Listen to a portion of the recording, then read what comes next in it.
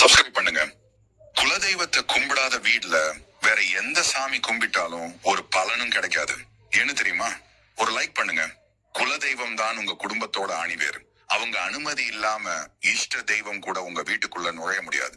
வாசல் படியில உங்களை காக்கும் அந்த முதல் காவல்காரனை மறந்துட்டா துஷ்ட சக்திகள் சுலபமா உள்ள வரும். இதனாலதான் வம்சம் விருத்தி ஆகாது, கல்யாண தடை வரும், காரணமே இல்லாத வியாதிகள் தலைமுறை தலைமுறையா தொடரும். இதுக்கு பேருதான் சாமி குத்தம். இந்த பாவம் 7 தலைமுறைக்கும் பித்ரு தோஷமா மாறும். நீங்க கோடீஸ்வரனா இருந்தாலும் உங்க குலதெய்வ கோயில்ல உள்ள ஒரு பிடி மண் இல்லனா நிம்மதி கிடைக்காது. ஆனா ஒண்ணு, பெத்த பிள்ளை தப்பு செஞ்சா தாய்க்கு கோபம் வருமே தவிர பாசம் ஒருபோதும் குறையாது. படியில விழுந்து கண்ணீரோடு மன்னிப்பு கேளுங்க.